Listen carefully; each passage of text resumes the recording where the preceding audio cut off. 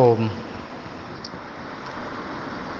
आज 11/6/2020 प्रस्थानत्रयी मीमांसा के अंतर्गत सायं स्वाध्याय में छांदोग्य उपनिषद के पहले अध्याय के तृतीय खंड में आप श्रवण कर रहे हैं। 7 मंत्र तक कल सुना था कि उद्गीत जो उत गी उथ माना उद्गीत प्रणव, उद्गीत की उपासना सूर्य में, वेदों में सब उद्गीत की उपासना कैसे करना ये आपने सुना था कि ऊंचे स्थान से होने से द्युलोक, लोक में उद्गीत की उपासना, तो उत माने ब्रह्मलोक, लोकों का ग्रासक होने से जो अंतरिक्ष है माने पृथ्वी और ब्रह्मलोक के बीच का अंतरिक्ष, इसको गी समझें। सबकी प्रतिष्ठा होने से पृथ्वी था है। उक्त न्याय से ही आदित्य उत है, वायु गी है और अग्नि था है। तो उत गी था, उद्गीत।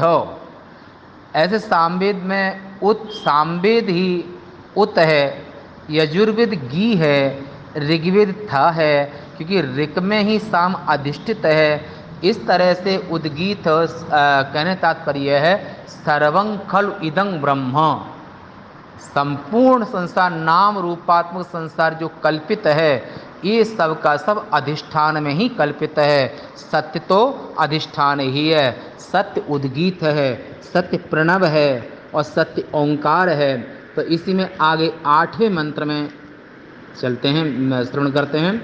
अथ खल्वाशी समृद्धि उपसरणानि इति उपासीत। अथ खल्वासी समृद्धि उपसरणानि इत्युपासीत। येन साम्ना स्तोष्यन् स्यात् तत्सामोपधावेत। हिंदी में इसका ये अर्थ होगा कि इसके अनंतर निश्चय ही कामनाओं की समृद्धि बतलाई जाती है, कामना की पूर्ति। अपने ध्येयों की इस प्रकार उपासना करे।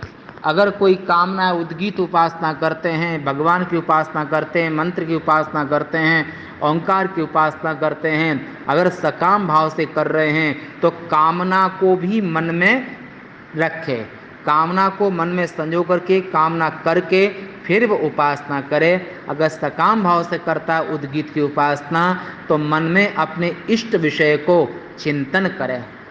जिस साम विषय से उद्गाता की स्तुति करनी हो उस साम का चिंतन करे, उसकी उत्पत्ति आदि क्रम से चिंतन करे। यस्याम ऋचेताम ऋचं यदार्षेय तम ऋषिं यांग देवताम अभिष्टोष्यन् स्यात् तांग देवताम उपधावेत। यस्याम ऋचे ताम ऋचं यदा ऋषि अयं तम ऋषिं यांग देवताम अभिष्टोष्यन् स्यात् तांग देवताम उपधावेत। हिंदी में इसके अर्थ है, ये अर्थ होगा कि जिस ऋचा में वह साम अधिष्ठित है, उस ऋचा का, जिस ऋषि वाला हो उस ऋषि का, और जिस देवता की स्तुति करनी हो उस देवता का भी चिंतन करे। पर चिंतन कहाँ से? स्मृति धातु मन से, स्मरण हमेशा मन से होता है, तो इसलिए स्मरण करे, यानी कि मन से उपासना करे, मन में अपने इष्ट का चिंतन करे। और यांग दिशम अविष्टोष्यन् स्यात् तांग दिशम उपधावेत। और जिस दिशा की स्तुति करने वाला हो देवतादि के सहित उस दिशा का भी चिंतन करे मन से। आत्मानम अंततः उपसृत्य स्तुवीत कामं ध्यायन् अप्रमत्तो अभ्यासो यदस्मै स कामः समृद्धेत। यत् कामः स्तुवीते ते यत् कामः स्तुवीते ते। 12वें मंत्र में कहते हैं कि उद्गान करने के लिए समुद्यत माने तैयार, उद्गाता जो उद्गान करने वाला माने सामवेद का जो आचार्य, सामवेद के विद्वान को उद्गाता, अध्वरी यजुर्वेद के विद्वान ज्ञाता आचार्य को अध्वरी कहते हैं, और ऋग्वेद के आचार्य को ऋग्वेदाचार्य को होता कहते हैं। तो यहाँ पर उद्गाता गोत्रोच्चारण पूर्वक अपने स्वरूप का चिंतन करते हुए स्वरादि के उच्चारण में प्रमाद न करता हुआ स्तुति करे। जब आप कोई साधना, उपासना, कोई कर्म करते हो तो सबसे पहले संकल्प करते हो।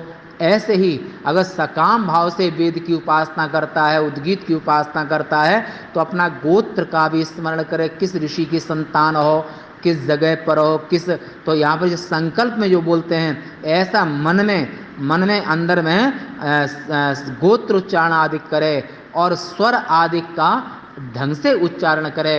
क्योंकि अगर स्वर वर्ण विवर्जितम, अगर स्वर वर्ण से रहित माने अशुद्ध उच्चारण किया तो यजमानेन हिनत्ते ऋगभि सामभि दग्धो भवते।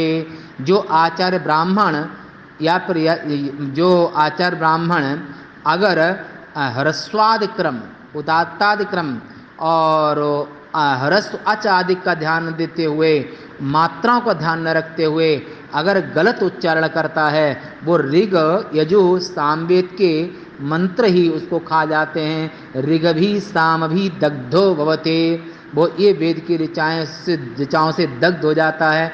इसलिए और वो सुष्ठु प्रयुक्ता, अगर इन वेद के मंत्रों को, वेद उच्चारण को मात्रा और ह्रस्व दीर्घ प्लुत आदि का ध्यान रखते हुए और ढंग से व्यवस्थित क्रम से उच्चारण करता है, वो तो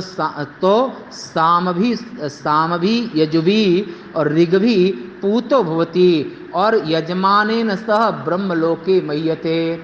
और वहाँ पर वो आचार्य, वो विद्वान वेद की उपासना से, वेद की आराधना से और वेद मंत्र के श्रवण से पापों का नाश होता है।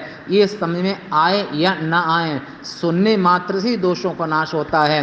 तो अगर वेद के मंत्रों का अशुद्ध उच्चारण करता है तो यजमानेन सह वियोनिम गच्छते, तो यजमान के सहित उसको अधो योनि में जाना पड़ता है।